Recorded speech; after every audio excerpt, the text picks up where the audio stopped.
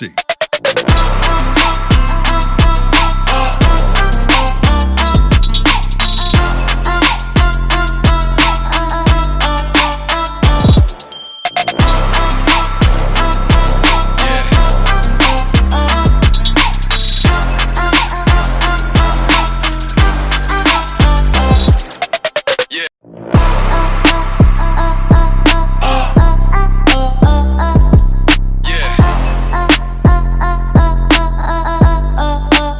Assalamualaikum warahmatullahi wabarakatuh. Waalaikumsalam warahmatullahi wabarakatuh. Selamat siang Bapak Ibu guru semuanya. Siang, Bu. Ya. Selamat Bagaimana siang. kabarnya hari ini? Alhamdulillah baik. Udah baik, luar biasa. Ya. Puji syukur Tanya penting. atas nikmat rahmat dari Tuhan Yang Maha Esa sehingga kita dapat mengikuti webinar daring pada siang hari ini dalam keadaan sehat walafiat.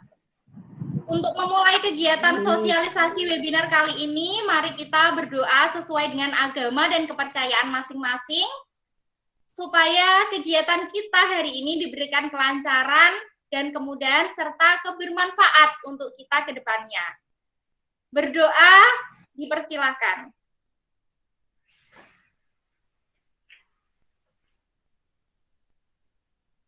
Amin.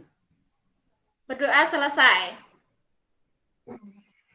Nah, kita langsung saja ya Bapak Ibu. Saya izin share screen terlebih dahulu.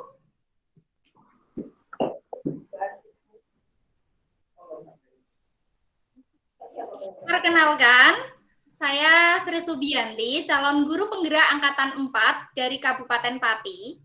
Saya melaksanakan serangkaian tugas sosialisasi webinar daring ini dalam rangka pemenuhan tugas program pendidikan guru penggerak yang saya ikuti tentang paket modul 1, yaitu berhubungan dengan penerapan budaya positif pada siswa di sekolah dasar terkait filosofi pendidikan Ki Hajar Dewantara, nilai dan peran guru penggerak, serta visi dari guru penggerak.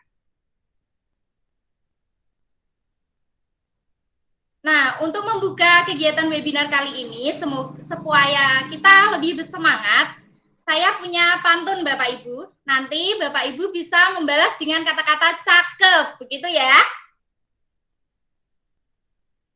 Pergi ke pasar membeli bakso mie. Cakep. Bakso Cakep. dijual oleh Bu Media. Awali kegiatan webinar hari ini dengan mengucap salam dan bahagia. Cakep. Salam dan bahagia. Cakep. Itu merupakan salam dari guru penggerak Bapak Ibu. Jadi ketika saya mengucapkan salam dan bahagia, nanti Bapak Ibu bisa menggunakannya ya. Salam dan bahagia. Salam dan bahagia. Salam dan Oke, luar bahagia. biasa sekali Bapak Ibu. Semoga kita semangat selama 1 jam ke depan belajar bersama nanti kita. Kegiatan kita, pembukaan 5 menit, eksplorasi konsep nanti 45 menit, diskusi kita 15 menit, dan refleksi mengisi Padlet nanti 10 menit. Kopi bungkus mana, Mas? Materi webinar kali ini kita ada 4 bagian. Yang pertama tentang filosofi pendidikan Ki Hajar Dewantara, yaitu pendidikan yang berpihak pada anak dan yang disebut juga dengan merdeka belajar. Yang kedua, kita nanti belajar tentang nilai dan peran dari guru penggerak. Yang ketiga, kita belajar tentang visi impian, visi sekolah impian kita. Dan yang keempat, intinya nanti kita belajar tentang budaya positif. Kegiatan di sekolah, kebiasaan-kebiasaan yang baik yang perlu kita budayakan secara berkelanjutan untuk mewujudkan budaya positif yang kita harapkan. Nah, langsung saja. Yang pertama kita belajar tentang filosofi pendidikan dari Bapak pendidikan kita, yaitu Bapak Ki Hajar Dewantara. Siapa sih yang tidak kenal dengan Bapak pendidikan kita Ki Hajar Dewantara? Pasti semboyanya sudah sangat melekat di hati kita ya Bapak Ibu. Coba sebutkan semboyan apa dari Bapak Ki Hajar Dewantara yang sudah kita kenal selama ini? Engarso Song Tulodo. Berbeda-beda tapi tetap satu jua. Tuturi Handayani. Ya, semuanya benar sekali ya Bapak Ibu guru, semuanya hebat sekali. Saya sangat salut. Nah, seperti yang sudah kita ketahui, jadi kita tidak hanya belajar teori saja tentang Engarso Song Tulodo, Eng Madyo Mangun Karso, Tuturi Handayani. Jadi hal itu bukan hanya teori saja, tetapi perlu kita terapkan dalam proses pendidikan kita. Jadi kita tidak menelan mentah-mentah dari apa yang sudah kita dapatkan dulu dari Ki Hajar Dewantara, tetapi kita sesuaikan dengan sosiokultural atau budaya yang ada di sekolah kita saat ini. Dan tujuannya dari Ki Hajar Dewantara itu adalah mewujudkan anak didik yang selamat dan bahagia sebagai manusia dan anggota masyarakat. Bahwa pendidikan dan pengajaran itu merupakan usaha persiapan dan persediaan untuk segala kepentingan hidup manusia, baik dalam hidup bermasyarakat maupun hidup berbudaya dalam arti yang seluas-luasnya. Nah, dari Bapak Ki Hajar Dewantara juga menyebutkan bahwa maksud pendidikan itu adalah menuntun segala kekuatan kodrat yang ada pada anak agar mereka dapat mencapai keselamatan dan kebahagiaan yang setinggi-tingginya, baik sebagai manusia maupun anggota masyarakat. Jadi tujuan dari kita sebagai seorang pendidik itu adalah menuntun, bukan menuntut hak anak, tetapi kita menuntun segala kodrat yang ada pada anak. Dan cara kita menuntunnya bagaimana? Dengan berkolaborasi dengan anak, dengan komunikasi yang efektif, serta mewujudkan kegiatan yang kreatif serta inovatif.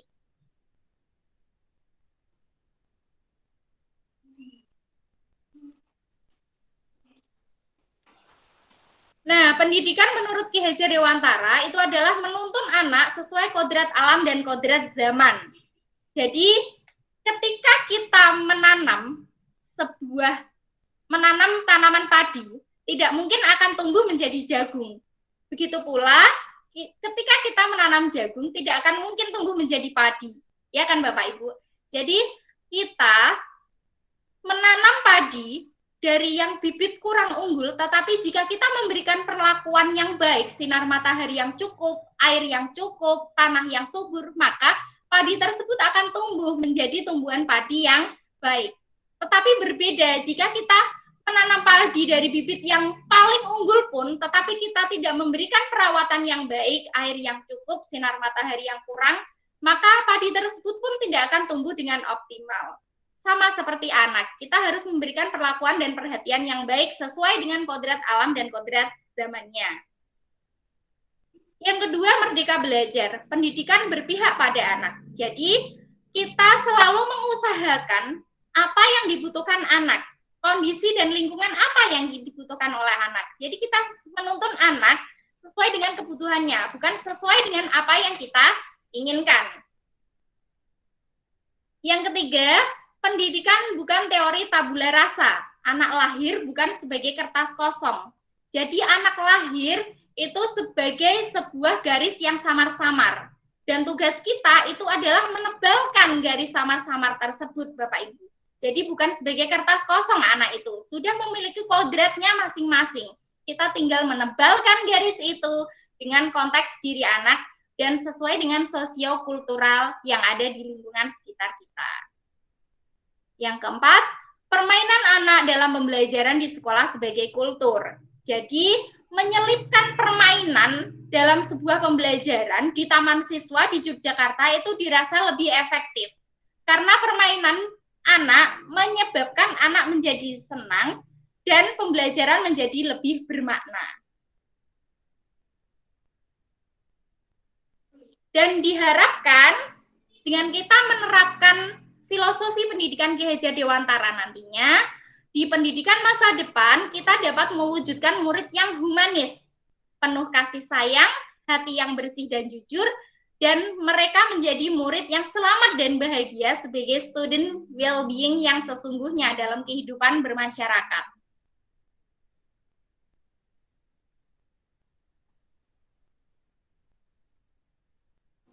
Nah, dapat kita simpulkan bahwa dari filosofi pendidikan Ki Hajar Dewantara tadi, intinya guru dan murid itu saling berkolaborasi, menciptakan pengetahuan, sikap, dan sosial dalam mereka mencapai kebahagiaan dan keselamatan sebagai manusia dalam kehidupan bermasyarakat nanti.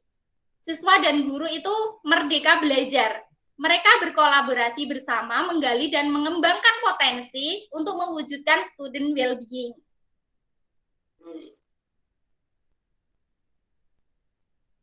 Nah, selanjutnya, untuk mewujudkan dari pendidikan Ki Hajar Dewantara tadi, kita membutuhkan yang namanya nilai dan peran dari seorang guru penggerak.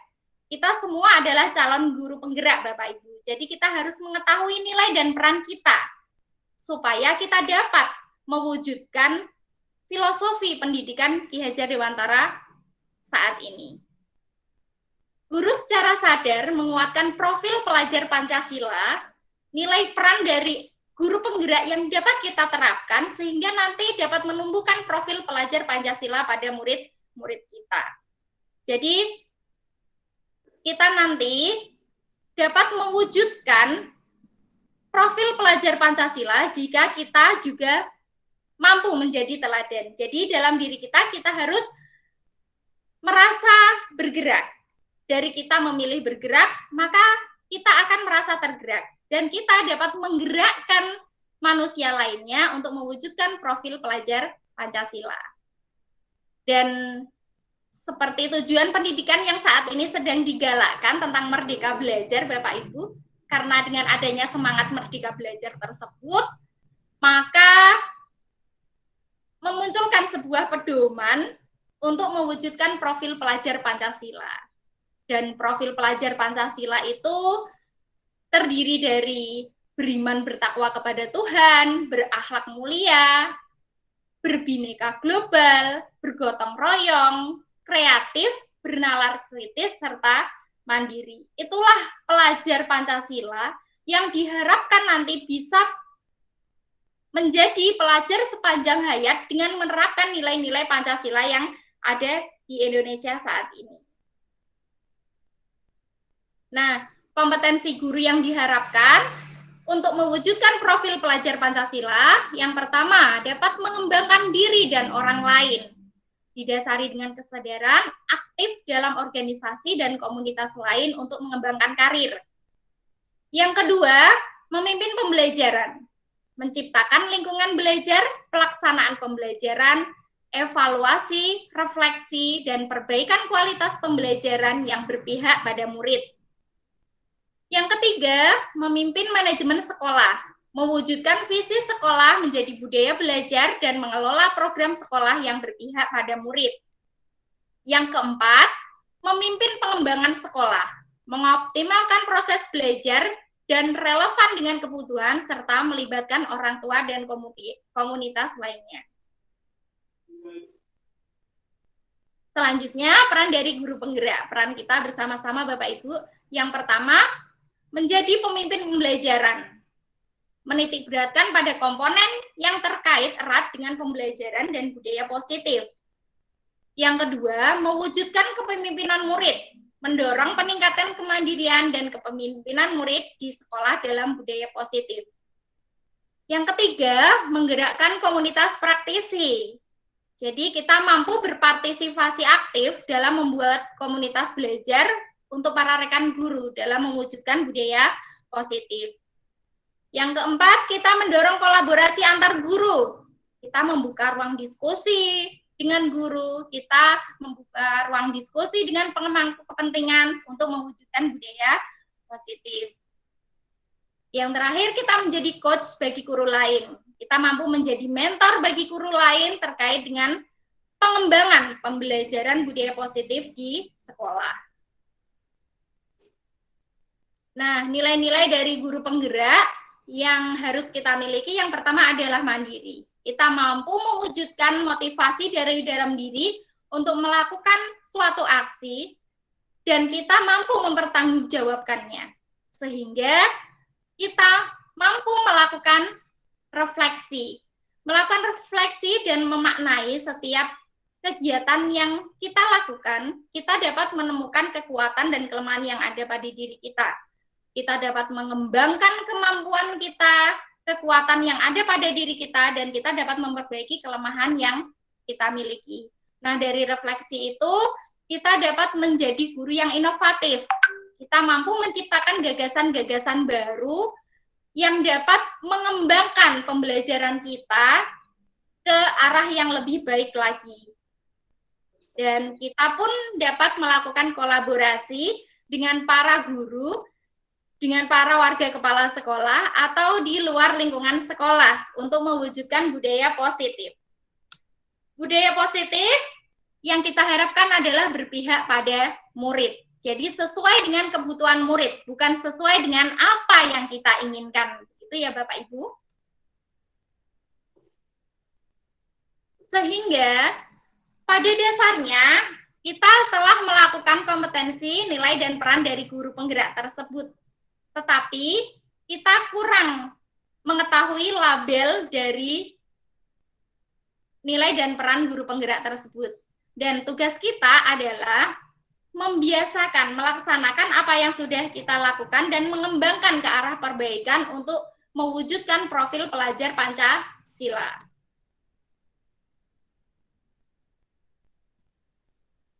Visi guru penggerak. Visi itu apa ya Bapak Ibu? Ada yang tahu mungkin? Harapan tujuan jarak panjang. Oke, betul sekali Pak Arifin ya. Sangat hebat sekali. Ya, visi itu merupakan tujuan, harapan gitu ya Bapak Ibu, impian kita. Jika kita dalam hidup memiliki impian, maka kita akan melakukan rencana atau strategi apapun untuk mewujudkan impian tersebut. Begitu ya Bapak Ibu.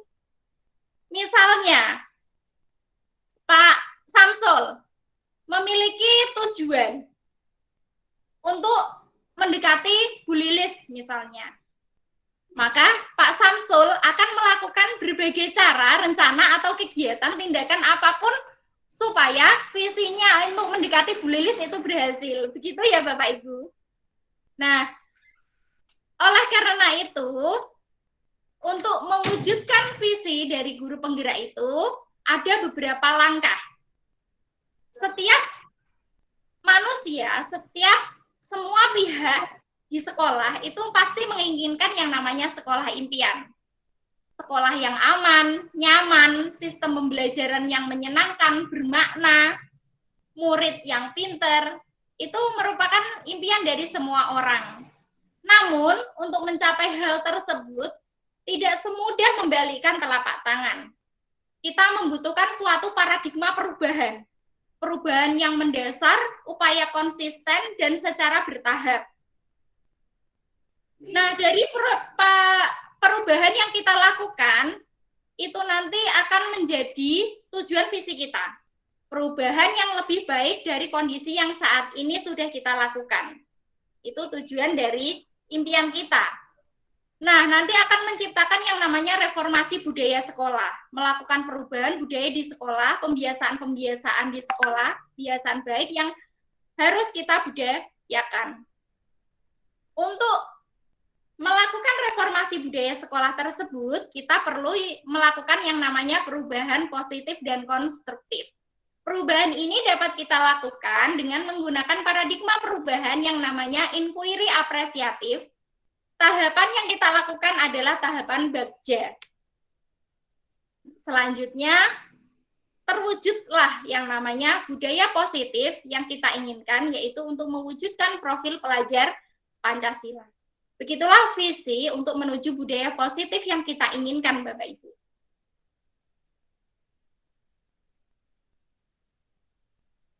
Nah, sekarang coba saya tanya kepada Bapak Ibu, seperti apakah sekolah dan murid impian yang Bapak Ibu ingin wujudkan?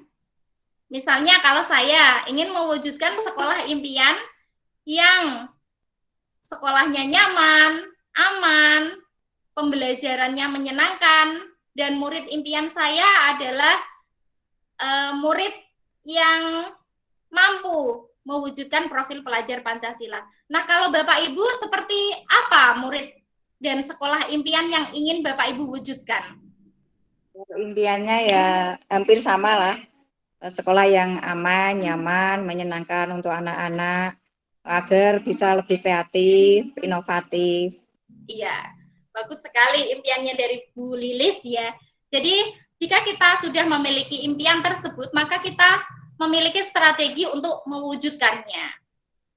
Nah, strategi yang kita gunakan, paradigma perubahan yang kita gunakan untuk mewujudkan visi yang kita impikan, sekolah impian kita, itu menggunakan pendekatan inquiry apresiatif, Bapak Ibu. Jadi pendekatan inquiry apresiatif ini adalah pendekatan yang menekankan pada kekuatan yang kita miliki. Jadi hal-hal positif apa, kekuatan apa yang kita miliki yang dapat kita kembangkan untuk mewujudkan visi kita. Pendekatan inquiry apresiatif ini percaya bahwa setiap orang memiliki inti positif yang dapat memberikan kontribusi pada keberhasilan. Dan inquiry apresiatif ini dapat membantu membebaskan potensi inovatif dan kreativitas, serta menyatukan orang dengan cara yang tidak dapat dilakukan oleh proses manajemen perubahan yang biasa dilakukan. Jadi, pendekatan inquiry apresiatif ini merupakan mengidentifikasi hal-hal baik apa yang telah ada di sekolah, mencari cara bagaimana hal tersebut dapat dipertahankan, dan memunculkan strategi untuk mewujudkan perubahan ke arah yang lebih baik. Dan pendekatan inquiry apresiatif ini dapat dilakukan dengan tahapan Bagja. Ada 5 tahapan Bagja. Bagja itu artinya bahagia, tetapi juga merupakan akronim dari suatu kalimat. Bagja, B yang pertama adalah buat pertanyaan utama. Jadi, misalnya kita menginginkan meningkatkan kreativitas anak. Jadi, pertanyaan yang dapat membantu kita di tahapan B ini adalah apa yang harus saya lakukan untuk meningkatkan kreativitas anak, begitu. Jadi kita menanyakan hal-hal yang saya lakukan perlu saya kembangkan dalam meningkatkan kreativitas anak. Tahapan yang kedua adalah A, ambil pelajaran. Jadi mengumpulkan berbagai pengalaman positif yang telah dicapai di sekolah dan pelajaran apa yang dapat diambil dari hal-hal positif tersebut. Misalnya kita ingin meningkatkan kreativitas anak, maka dalam tahapan A ini kita dapat membantu dengan pertanyaan, siapakah di sekolah yang mempunyai pengalaman untuk meningkatkan kreativitas anak, begitu. Aktivitas apa saja yang dilakukan untuk meningkatkan kreativitas anak? Situasi apa yang kita lakukan untuk meningkatkan kreativitas anak? Nah, seperti itu contohnya ya Bapak Ibu. Yang ketiga, kita gali mimpi. G, menyusun narasi tentang kondisi ideal apa yang diimpikan dan diharapkan terjadi di sekolah. Jadi, dalam tahapan G ini kita bisa membantu dengan pertanyaan, apa kebiasaan-kebiasaan yang bisa dijadikan untuk meningkatkan kreativitas anak, gitu.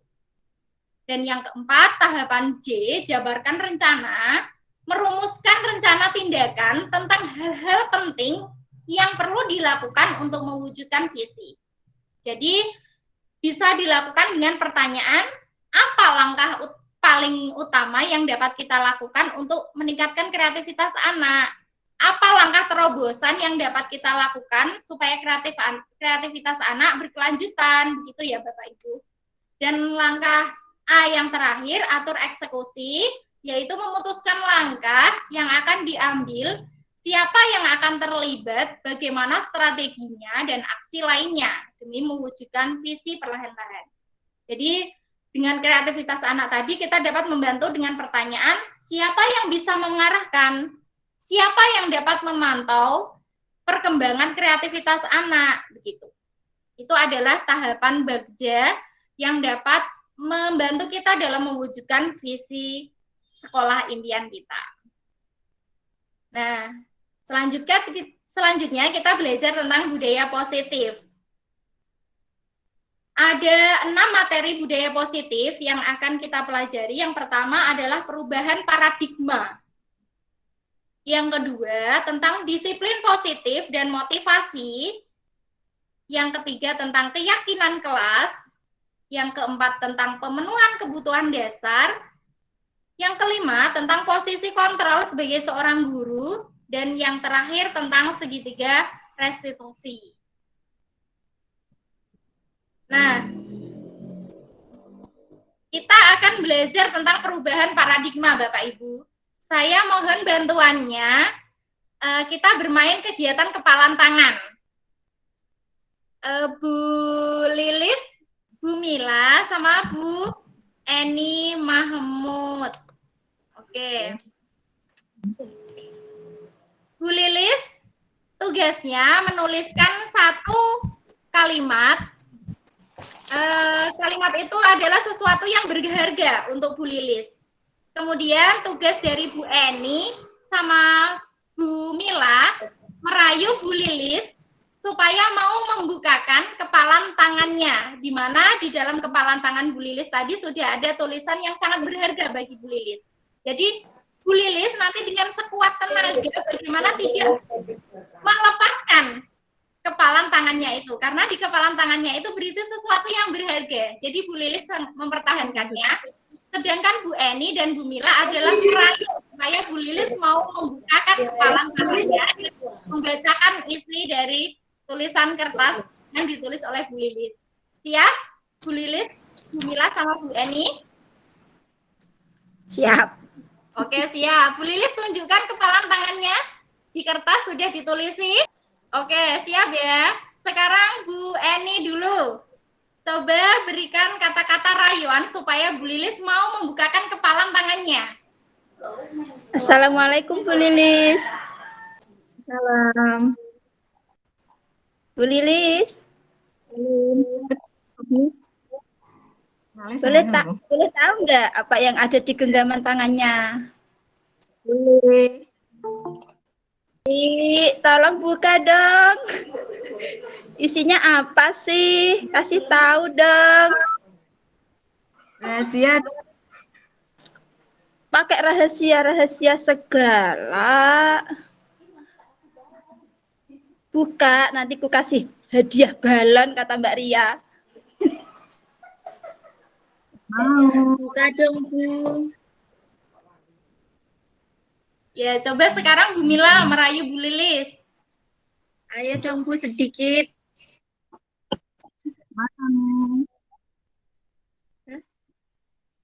Bu Mila, gantian. Halo Bu Lilis.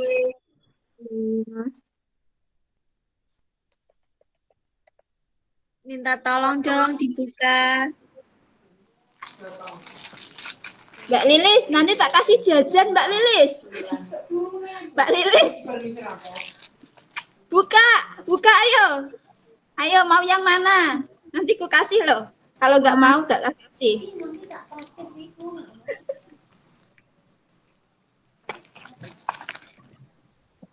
Bu Mila, keluarkan kata-kata rayuannya. Ayo dong Bu, nanti ku kasih boneka Doraemon. Karena Bu Lilis tertarik yang mana? Ada yang tertarik Bu? Lilis yang cantik, yang baik hati, yang tidak sombong, tolong dong dibuka. Bulis tangannya ada apa itu ya? Kalau penggenggam kenapa itu? Gak capek, Po? Kalau gitu, Bu Lilis silakan dibuka kepalan tangannya, ditunjukkan kepada teman-teman apa isi dari tulisannya. Dibaca Bu. Dibaca Bu Lilis. Selalu berusaha, jangan pantang menyerah. Oke, siap. Lah, dari kegiatan permainan kepalan tangan ini, apa yang dapat kita pelajari Bapak Ibu? Bahwa kita ingin melakukan perubahan, itu tidak semudah kita membalikkan telapak tangan, iya kan? Kita membutuhkan suatu rencana, strategi-strategi supaya kita dapat mencapai apa yang ingin kita ubah, supaya kita menjadi lebih baik. Itulah dari kegiatan permainan kepalan tangan tadi. Itulah yang namanya perubahan paradigma. Kita tidak mudah untuk melakukan perubahan, tetapi kita harus melakukan kegiatan secara konsisten dan bertahap untuk menuju perubahan yang kita inginkan. Seperti itu. Nah, perubahan paradigma teori kontrol tentang ilusi kontrol. Yang pertama, bahwa ilusi guru mengontrol murid. Guru dapat mengontrol murid. Itu sebenarnya hanya sebuah ilusi. Tidak benar, Bapak Ibu. Murid itu bisa mengontrol dirinya sendiri. Jadi ketika murid tidak mengumpulkan tugas, yang kita lakukan biasanya kan kita menjapri murid, menelpon murid, begitu kan? Tetapi tidak seperti itu kenyataannya. Itu hanya sebuah ilusi. Kita tidak bisa memaksa seseorang untuk melakukan apa yang kita inginkan. Tetapi kita dapat berkolaborasi, berkomunikasi dengan murid, tugas apa yang dia inginkan, begitu. Itu adalah murid bisa mengontrol dirinya sendiri. Ilusi juga tentang bahwa kritik dan membuat orang merasa bersalah itu dapat menguatkan karakter. Itu hanya sebuah ilusi, Bapak Ibu. Kritik dan membuat orang merasa bersalah itu hanya akan menjadikan sebuah kegagalan. Dan penguatan yang positif itu sebenarnya tidak efektif dan tidak bermakna. Ketika kita memberikan penghargaan, itu tidak akan berlangsung dalam jangka yang lama. Jadi penguatan yang positif itu dapat efektif dan bermanfaat, itu hanya sebuah ilusi saja. Dan orang dewasa memiliki hak untuk memaksa, itu hanya juga sebuah ilusi. Kita tidak bisa memaksa orang lain, tetapi kita berusaha memahami orang lain untuk melakukan perubahan bersama-sama. Perubahan paradigma yang kita inginkan, yang awalnya dari stimulus respon menjadi teori kontrol. Yang pertama, realitas, kebutuhan kita sama. Padahal kebutuhan kita berbeda. Kita mematok KKM matematika, semua murid adalah 75 tok. Padahal kita tahu kebutuhan setiap murid itu berbeda ya Bapak Ibu. Tetapi kenapa kita harus patok semua 75 matematika? Nah, perubahan seperti itulah yang harus kita lakukan. Paradigma perubahan untuk menuju ekosistem pendidikan ke Ki Hajar Dewantara. Yang kedua, semua orang melihat hal yang sama. Padahal realitanya setiap orang itu memiliki gambaran yang berbeda. Saya memiliki pandangan bahwa Pak Harsono itu ganteng. Tapi Bu Lilis memiliki pandangan yang berbeda. Pak Harsono itu kurang ganteng. Jadi kita tidak boleh melihat hal semua itu sama. Kita menganggap Pak Harsono ganteng gitu ya. Tetapi semua orang memiliki pandangan atau gambaran yang berbeda-beda. Dan kita harus berusaha memahami pandangan orang lain tentang dunia.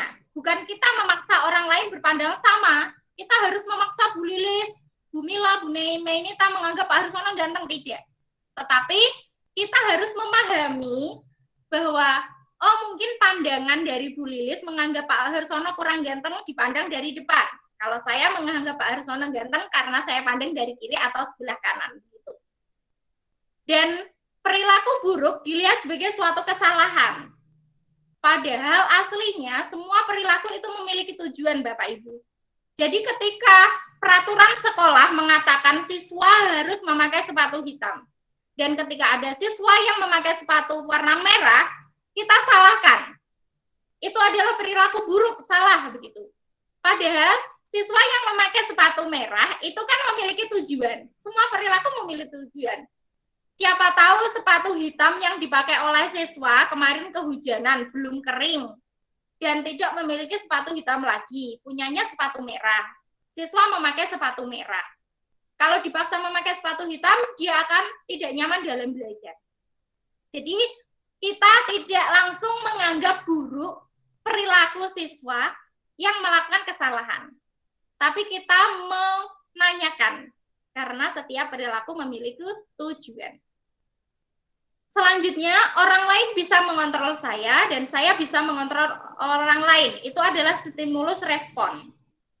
Dan teori kontrolnya, setiap orang itu mampu mengontrol dirinya sendiri, Bapak Ibu. Jadi kita tidak bisa mengontrol murid kita tidak bisa dikontrol oleh pemerintah kita, tetapi yang bisa mengontrol diri kita adalah diri kita sendiri. Siswa juga bisa mengontrol mereka sendiri. Dan yang dapat kita lakukan, ketika ada siswa yang tidak mau mengerjakan tugas yang kita berikan, maka kita akan melakukan kolaborasi. Melakukan komunikasi, bukan memaksa. Siswa harus mengerjakan tugas dari saya ini, jam segini. Bukan seperti itu. Tetapi kita berkolaborasi, menentukan pilihan-pilihan kepada siswa, ayo, tugas yang seperti apa yang kalian inginkan, supaya semuanya nanti mengerjakan. Dan model berpikir yang kita pakai adalah model berpikir menang-menang. Seperti kegiatan tadi tentang kepalan tangan, nah itu adalah kegiatan model berpikir menang-menang. Kita tidak boleh berpikir menang kalah, begitu ya Pak. Selanjutnya, kebutuhan dasar manusia. Kebutuhan dasar manusia itu yang pertama ada cinta dan kasih sayang. Jadi kebutuhan untuk diterima, siswa pun begitu. Membutuhkan kebutuhan cinta dan kasih sayang, diterima di kelasnya, kebutuhan untuk memberi dan menerima kasih sayang, kebutuhan untuk merasa menjadi bagian dari suatu kelompoknya. Yang kedua, kebutuhan penguasaan, kebutuhan pengakuan atas kemampuan, kekuatan untuk mencapai sesuatu, menjadi kompeten, menjadi terampil, itu namanya kebutuhan penguasaan. Yang ketiga, kebutuhan kebebasan, kebutuhan akan pilihan, kebutuhan akan kemandirian, otonomi, memiliki pilihan, dan mampu mengendalikan arah hidup seseorang. Dan yang keempat, ada kebutuhan kesenangan, kebutuhan untuk merasa senang. Jadi anak itu butuh senang, butuh bermain, dan juga butuh tertawa. Jadi ketika ada murid kita yang melanggar keyakinannya, melakukan perbuatan yang melanggar peraturan di sekolah, jangan langsung kita menyalahkan. Siapa tahu ada kebutuhan-kebutuhan siswa yang belum kita berikan. Mungkin itu kebutuhan cinta kasih sayang, kebutuhan penguasaan, kebutuhan kebebasan, dan kebutuhan kesenangan. Jadi kita harus memahami siswa tersebut terlebih dahulu. Nah, ini contoh penerapannya. Coba Pak Harsono. Ibu guru bilang, aku tidak boleh bersenandung sewaktu mengerjakan tugas. Katanya kelas harus tenang, tidak ada suara. Padahal kan aku suka dan senang menyanyi. Itu termasuk kebutuhan apa, Bapak? Kebebasan, Bu. Hah? Kebebasan. Coba kita lihat. Oh, ternyata kebutuhan kesenangan. Jadi siswa senangnya menyanyi, itu adalah kebutuhan kesenangan. Lagi, ibu guru tidak menyapaku hari ini, padahal aku pakai jepit rambut baru. Kebutuhan apa?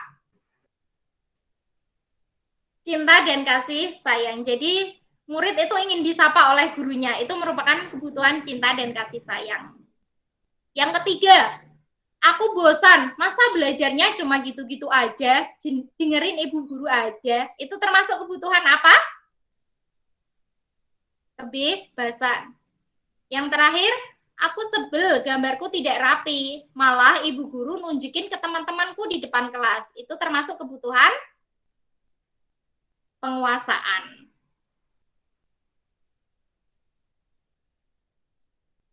Teori motivasi perilaku manusia. Kita tahu dan kita pernah menerapkan tentang hukuman dan penghargaan ya Bapak Ibu. Jadi, hukuman dan penghargaan itu merupakan motivasi eksternal saja. Dampaknya hanya berlangsung dalam jangka waktu yang pendek. Tetapi untuk memunculkan motivasi internal, kita harus belajar menghargai diri sendiri. Mewujudkan, menjadi suri tauladan kepada siswa, itu adalah contoh motivasi internal yang dapat kita terapkan untuk anak didik kita. Jadi, jangan hanya menggunakan hukuman, imbalan, atau penghargaan saja, tetapi kita memunculkan motivasi internal dalam diri siswa. Nah, untuk memunculkan motivasi internal tersebut, kita dapat menerapkan yang namanya disiplin positif. Disiplin itu artinya adalah belajar. Namun, dalam konteksnya di Indonesia itu sudah berubah maknanya. Disiplin itu menjadi sesuatu kepatuhan, sehingga seseorang menjadi tidak nyaman. Padahal disiplin itu artinya adalah belajar. Gitu ya Bapak Ibu. Nah, keyakinan kelas, hukuman, dan penghargaan. Mengapa tidak peraturan saja? Mengapa harus keyakinan kelas kita menyebutnya?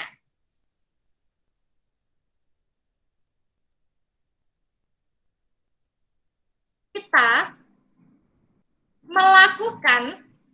mewujudkan keyakinan kelas itu dibentuk adalah peraturan-peraturan kelas yang dibentuk dari kolaborasi antara guru dengan siswa. Itulah yang namanya keyakinan kelas. Seperti nilai-nilai saling menghormati dan menghargai, saling menyayangi, itu adalah keyakinan-keyakinan kelas. Hal tersebut dapat memunculkan motivasi intrinsik di sekolah. Jadi, kita tidak menggunakan peraturan, harus datang tepat waktu, harus mengerjakan tugas tepat waktu, harus memakai seragam, harus memakai sepatu warna hitam. Itu namanya peraturan. Dan hal itu hanya akan menumbuhkan motivasi eksternal saja.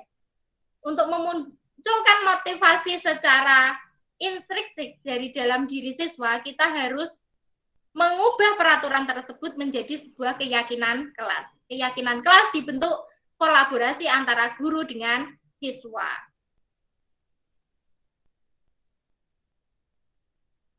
Nah, dari gambar ini coba diperhatikan Bapak Ibu. TK Dharma Wanita dan kelas 8C Ceria. Manakah dari kedua gambar ini yang termasuk peraturan atau keyakinan? Bu Lilis? Yang peraturan yang kiri atau yang kanan? Kelihatannya kalau yang peraturan itu kesepakatan. Mas itu loh Bu, apa itu? Iya, TK Dharma Wanita. Menjaga kebersihan sekolah, berdoa sebelum dan sesudah kegiatan, itu termasuk peraturan. Tetapi kalau keyakinan, itu adalah kami menjaga ketertiban dan kebersihan kelas. Nah, itu adalah keyakinan.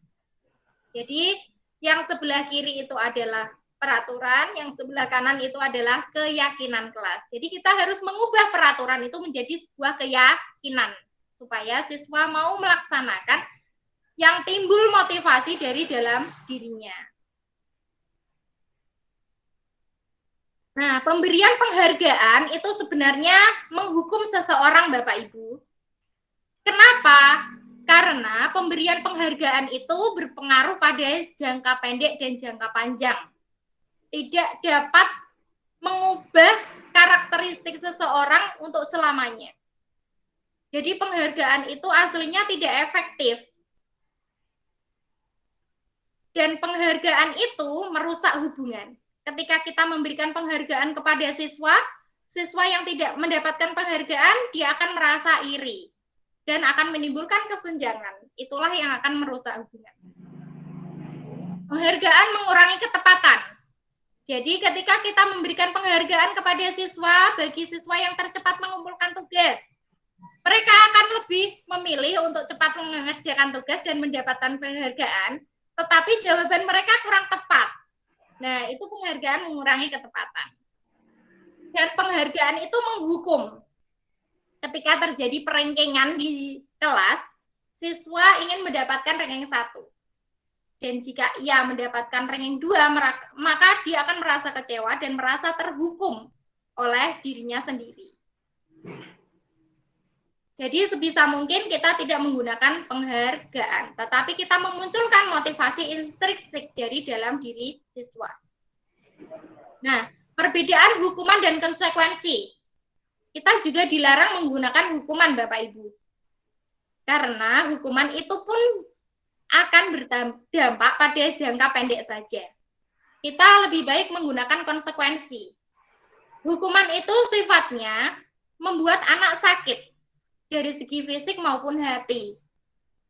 Dan anak akan membenci kedisiplinan. Tetapi kalau kita menggunakan konsekuensi, anak tersebut merasa tidak nyaman, tapi dalam jangka waktu yang pendek saja. Anak akan menghargai disiplin dan mendorong anak untuk menyesuaikan diri supaya mereka lebih mudah dengan hal baru. Itu bedanya hukuman dengan konsekuensi. Nah, sekarang kita berlatih. Coba tindakan guru ini termasuk hukuman atau konsekuensi. Mencatat 100 kali di dalam buku kalimat "saya tidak akan terlambat lagi" karena terlambat ke sekolah. Itu termasuk hukuman atau konsekuensi, Bu Lilis? Hukuman, Bu. Oke, hukuman, betul sekali. Kalau ini, lari mengelilingi lapangan basket 2 kali karena terlambat hadir di sekolah, termasuk hukuman atau konsekuensi?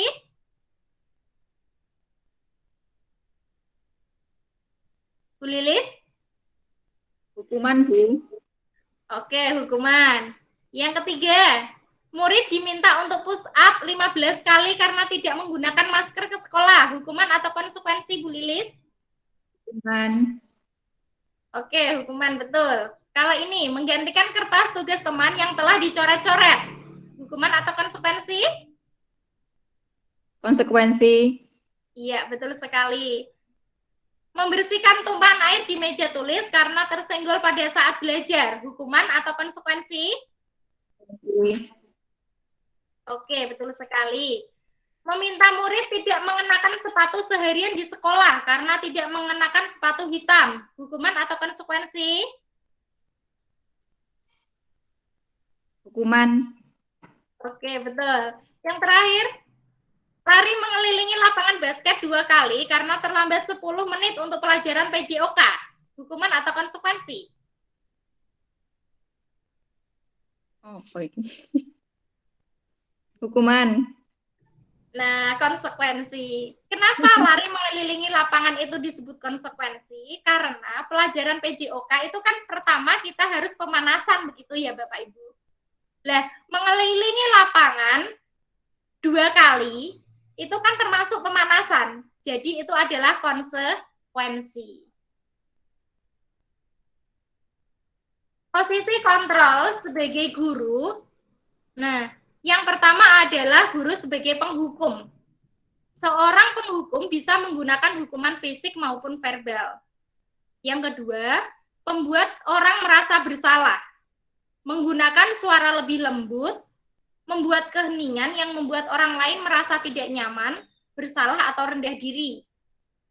Yang ketiga, guru sebagai teman.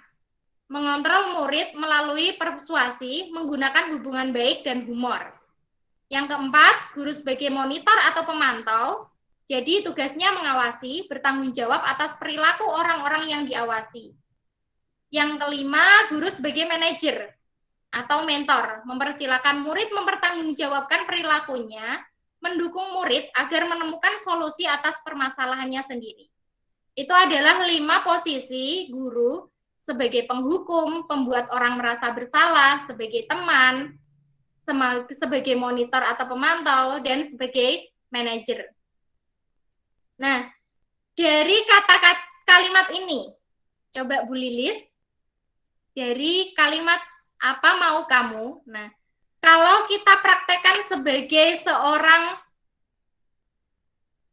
penghukum, maka intonasi guru yang digunakan adalah begini. "Apa mau kamu?" Begitu. Tetapi kalau guru sebagai teman, nadanya bagaimana Bu Lilis? Apa mau kamu? Nah, oke, bisa. Kalau pembuat orang bersalah, Kak, nadanya bagaimana? Apa mau kamu? Kan suara diperhalus sehingga siswa akan merasa bersalah. Dan diharapkan di 5 posisi kontrol ini nanti guru harus menjadi sebagai manajer. Jadi kita tidak boleh sebagai penghukum, pembuat orang merasa bersalah, kita sebagai teman atau pemantau, tetapi kita harus sebagai manajer. Karena dengan kita posisi sebagai manajer, maka akan menguatkan pribadi siswa, mengevaluasi diri, dan siswa tahu bagaimana cara memperbaiki dirinya.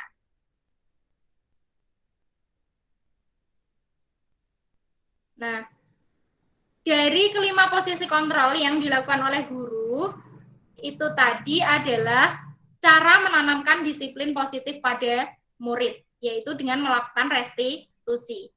Restitusi itu adalah proses menciptakan kondisi bagi murid untuk memperbaiki kesalahan mereka sehingga mereka bisa kembali pada kelompok mereka dengan karakter yang lebih kuat. Jadi, ketika ada siswa yang melakukan kesalahan tidak sesuai dengan keyakinannya, maka kita harus melakukan sebuah restitusi, tidak harus langsung menyalahkan. Restitusi itu ciri-cirinya yang pertama, bukan untuk menebus kesalahan, namun untuk belajar dari kesalahan. Restitusi itu memperbaiki hubungan. Dan restitusi itu bukan paksaan. Dia hanyalah sebagai tawaran. Menuntun untuk melihat ke dalam diri dan mencari kebutuhan dasar yang mendasari tindakan. Restitusi adalah cara yang paling baik, fokus pada karakter, bukan tindakan, dan fokus pada solusi, serta mengembalikan murid yang berbuat salah kepada kelompoknya. Dan restitusi itu terdiri dari 3 langkah atau 3 tahapan. Yang pertama, menstabilkan identitas. Jadi ketika anak melakukan kesalahan, kita tidak langsung menjudge anak tersebut, tetapi kita menstabilkan identitas dengan kata-kata, kamu bukan satu-satunya yang pernah melakukan ini. Setiap orang pasti pernah melakukan kesalahan. Jadi kita berikan cinta kasih sayang, kebutuhan dasar anak kepada anak yang tidak meyakini keyakinannya tadi. Dengan menstabilkan identitas, kemudian kita melakukan validasi tindakan yang salah. Kamu tentu punya alasan mengapa kamu melakukan itu. Adakah cara yang lebih efektif untuk mendapatkan apa yang kamu butuhkan? Jadi, kita tidak langsung menyalahkan anak tersebut, tetapi kita melakukan validasi tindakan yang salah, yang sudah dilakukan oleh anak. Kemudian kita menanyakan keyakinan. Nilai-nilai apa yang telah disepakati? Kamu ingin menjadi orang yang seperti apa? Keyakinan apa yang belum kamu lakukan? Begitu.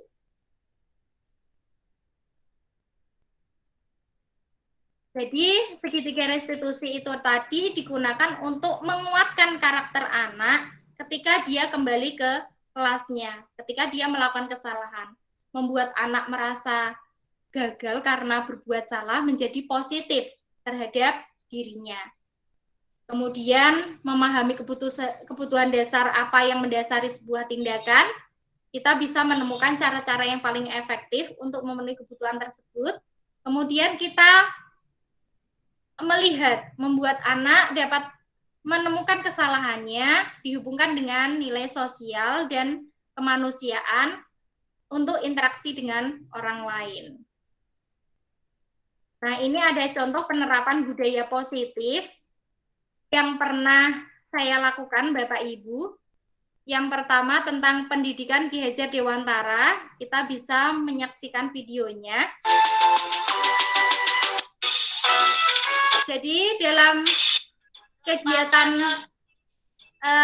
filosofi KHD ini, saya melakukan inovasi pembelajaran yang awalnya saya melakukan pembelajaran pandemi dengan menggunakan pembelajaran daring konvensional, hanya menggunakan grup WA, video saja, kemudian siswa mengerjakan tugas hanya di LKS saja, kemudian saya inovasikan karena kita melaksanakan pembelajaran yang berpihak kepada murid. Jadi kita menginginkan pembelajaran anak sukanya sekarang dengan gadget, dengan game. Jadi saya menginovasikan pembelajaran dengan menggunakan multimedia pembelajaran interaktif dengan menggunakan game. Di mana dengan multimedia pembelajaran interaktif ini tadi anak dapat mengotak-atik gamenya baik secara online maupun offline. Dia dapat mengklik materi pembelajaran yang ia inginkan, kemudian dia dapat mengklik kuis latihan soal yang ia inginkan di mana saja dan kapan saja, tidak terbatas oleh waktu. Dan testimoni dari siswa mengatakan bahwa anak sangat senang belajar dengan multimedia pembelajaran interaktif. Mereka lebih percaya diri dan lebih memahami pembelajaran yang diajarkan. Kemudian saya juga pernah melakukan penerapan budaya positif tentang keyakinan kelas, yaitu bersama dengan murid kelas 6. Jadi saya mengajak siswa kelas 6 untuk membuat sebuah aturan, di mana peraturan kelas itu saya buat berdasarkan kesepakatan bersama, yang saya namakan dengan kesepakatan kelas. Jadi kolaborasi antara guru dengan murid. Mereka menginginkan apa? Saling menghargai, saling menyayangi, saling menghormati. Kemudian dari keyakinan kelas itu, keinginan mereka, kesepakatan mereka, kemudian kita tuangkan, kita tulis dalam sebuah tulisan, kita pasang di mading, dan kemudian kita buat sebuah pohon kesepakatan kelas. Supaya sewaktu-waktu anak dapat selalu mengingat kesepakatan yang telah dibuat dan anak juga dapat selalu meyakini dan melaksanakan sehingga timbul motivasi intrinsik dari dalam siswa untuk melakukan keyakinan yang sudah dibuat oleh masing-masing. Dan testimoni dari siswa menyebutkan bahwa mereka senang melaksanakan kesepakatan daripada mereka harus patuh pada suatu peraturan yang sifatnya memaksa. Jadi mereka lebih senang membuat kesepakatan kelas berdasarkan dengan keyakinan dan kolaborasi kita.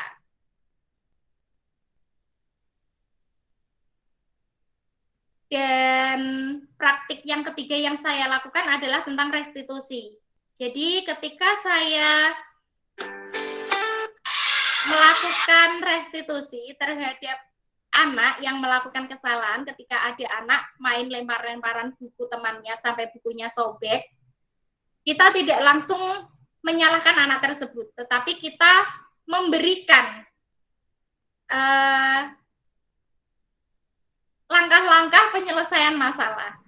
Jadi kita tidak langsung menyalahkan. Yang pertama, kita memberikan anak kebutuhan dasar kasih sayang. Seperti kalimat begini, kita tidak mencari siapa yang salah. Di sini kita mencari penyelesaian sama-sama, berpikir sama-sama tentang apa yang bisa kita lakukan untuk memperbaiki situasi ini. Jadi dengan berkata seperti itu, maka siswa tidak akan merasa terkucilkan. Dia akan merasa dikasihi, bahwa gurunya juga peduli. Kemudian kita bisa menstabilkan identitas dengan melakukan, ibu bisa melihat kalian merasa senang melakukannya, tetapi yang kalian lakukan merugikan orang lain, sehingga sekarang kalian dalam masalah. Itu. Jadi kita menyadarkan anak. Kemudian yang terakhir kita menanyakan keyakinan. Keyakinan kelas apa yang telah dilanggar? Keyakinan apa yang mereka belum tunjukkan? Seperti itu. Dan kegiatan restitusi ini dari testimoni siswa menyatakan bahwa siswa merasa senang. Yang awalnya dia dipanggil takutnya karena dihukum, yang awalnya gurunya galak-galak, tetapi karena sudah mempelajari ilmu restitusi, gurunya menjadi lebih perhatian. Gurunya lebih bijak dalam mengambil suatu keputusan, tidak langsung menghukum anak, tetapi memperbaiki dan mengembalikan anak ke kelasnya dalam karakter yang lebih kuat. Selanjutnya, untuk refleksi, selanjutnya kita harus melibatkan anak dalam merencanakan kegiatan di kelas dan di sekolah sebagai wujud pembelajaran yang berpihak pada murid. Kemudian kita menumbuhkan motivasi intrinsik siswa untuk membangun budaya positif di sekolah. Kita menghindari penghargaan dan hukuman dalam menumbuhkan motivasi intrinsik siswa dengan menumbuhkan kesadaran diri dalam diri siswa. Dan untuk rencana perbaikannya, kita dapat terus menggerakkan rekan-rekan guru untuk menerapkan posisi kontrol dalam menumbuhkan motivasi intrinsik siswa dan menciptakan budaya positif di sekolah serta terus membangun kolaborasi demi terwujudnya budaya positif. Yang kedua, kita bisa mempersiapkan alat pendukung dalam kegiatan. Yang ketiga, kita bisa mempublikasikan artikel yang telah kita buat, video-video kegiatan budaya positif yang telah kita buat, dipublikasikan di media sosial sehingga sekolah lain dapat mencontoh kegiatan yang dapat kita lakukan. Nah, kesimpulannya, budaya positif yang kita lakukan itu yang terdiri dari disiplin positif, motivasi, keyakinan kelas, kebutuhan dasar manusia, posisi kontrol guru, dan restitusi, itu sangat erat hubungannya dengan filosofi pendidikan Ki Hajar Dewantara, nilai dan peran dari seorang guru, dan visi sekolah impian. Nah, Bapak Ibu, terakhir nanti kita mengisi Padlet, refleksi mengisi Padlet, di mana linknya sudah saya bagikan melalui kolom chat. Mana mau bertanya? Bu, tolong dijelaskan lagi tentang ilusi, Bu. Ya, ilusi yang bagaimana? Yang tadi loh, orang yang tidak bisa memaksa orang lain. Yang lebih spesifik.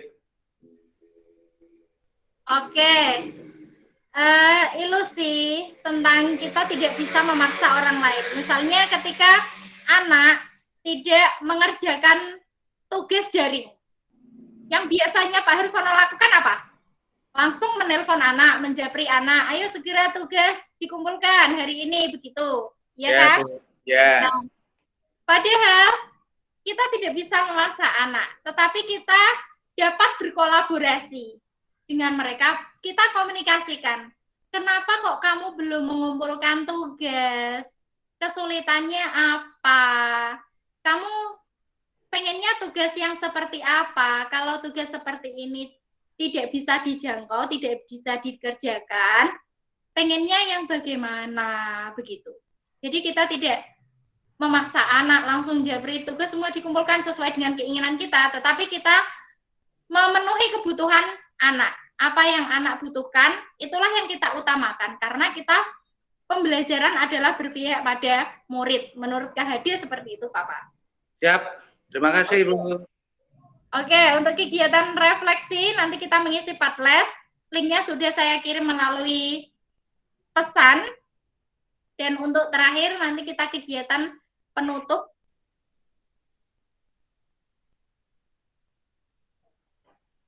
Nah, untuk mengakhiri kegiatan belajar kita hari ini, saya ada pantun. Nanti Bapak Ibu bisa menanggapi dengan mengucapkan kata cakep, begitu ya. Boleh ya. Semuanya audio di-on-kan. Siang malam makan ikan bakar. Cakep. Ikan bakar buatan Bu Latif. Cakep. Guru tidak hanya pandai mengajar. Cakep. Juga harus tanamkan budaya positif. Cakep. Oke. Terima kasih Bapak Ibu atas waktunya, atas partisipasinya dalam kegiatan sosialisasi yang saya adakan ini. Semoga pembelajaran kita selama 1 jam tadi dapat kita terapkan ke sekolah kita masing-masing. Dan saya mohon maaf apabila ada kata dan perbuatan saya yang kurang berkenan di hati Bapak Ibu semuanya. Salam guru penggerak, guru bergerak, Indonesia maju.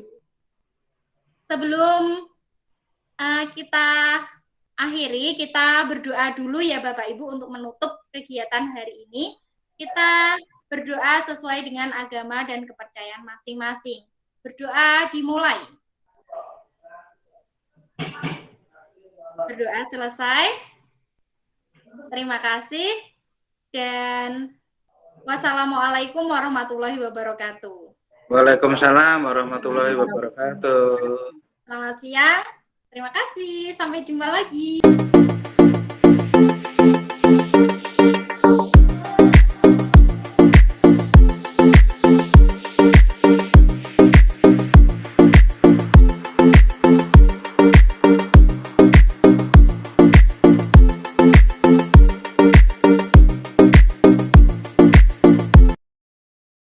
Perkenalkan, saya Menita Kristanti. Saya merupakan salah satu guru di SD Negeri Mojoluhur. Di sini saya akan menyampaikan sesuatu yang kemarin sudah disampaikan oleh Bu Sri Subianti, calon guru penggerak angkatan 4 dalam sosialisasinya mengenai pendidikan menurut Gajar Dewantoro. Dalam sosialisasi tersebut, tentu saya mendapatkan banyak sekali manfaat, juga merubah pandangan saya tentang pembelajaran saya yang selama ini saya lakukan dalam kegiatan pembelajaran sehari-hari. Tentunya dengan sosialisasi ini saya menjadi termotivasi untuk lebih melakukan pembelajaran yang sesuai dengan karakter pendidikan yang disampaikan oleh Ki Hajar Dewantoro. Demikian testimoni yang saya sampaikan. Terima